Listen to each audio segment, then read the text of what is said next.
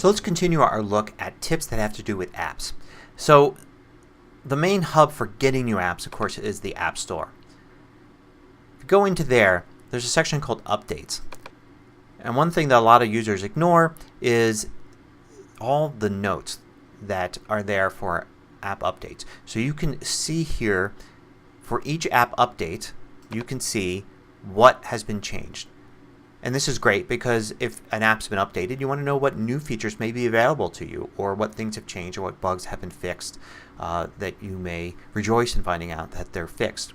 You can also go in System Preferences and there's an App Store section here and you can select how apps are downloaded. You can have it automatically install app updates, download them in the background, that kind of thing.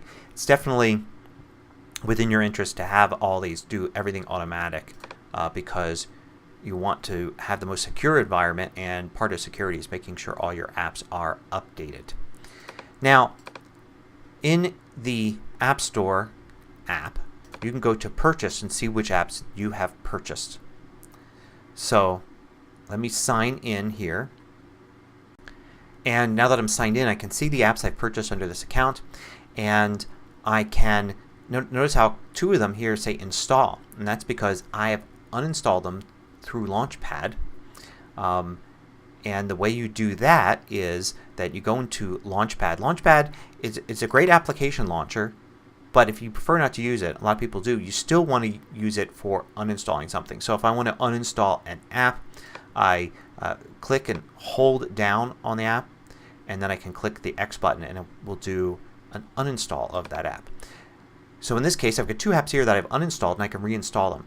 Great thing about the Mac App Store, you can uninstall apps and reinstall them. You've already paid for them, so it's kind of like having apps in the cloud. You can just basically not have all of your apps installed. If you have a desktop and a laptop you may want to have all your apps installed on the desktop but only a few on the laptop, and then every once in a while you may want to install one, and this is the way to do it. But what I came here to show you, and the real tip is, if there's an app here that you just don't want to see anymore, you don't you want to kind of hide the purchase, you can Control click and you select it and you get Hide Purchase, and it will hide it from the list. It's like you never purchased it before. Of course you have, the record's still there, but you won't see it there in the list anymore. And then you can, if you want to get it back, then the way to do it is go to Store, and then you go to View My Account, and this will bring this up here, and there is the ability in here under Hidden Items to manage, and you can unhide a hidden item. So that's how you undo something once you've hidden it. Now I showed you Launchpad. Launchpad is great, but if you've got a lot of apps, you have a lot of pages that you can scroll through here.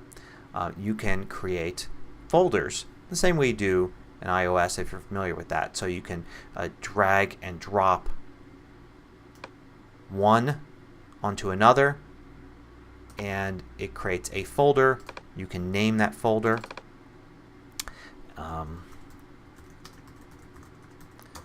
And then you can drag and drop other things into it. I'm going to hit the Escape key to get out of there, and I can drag other things into it if I want.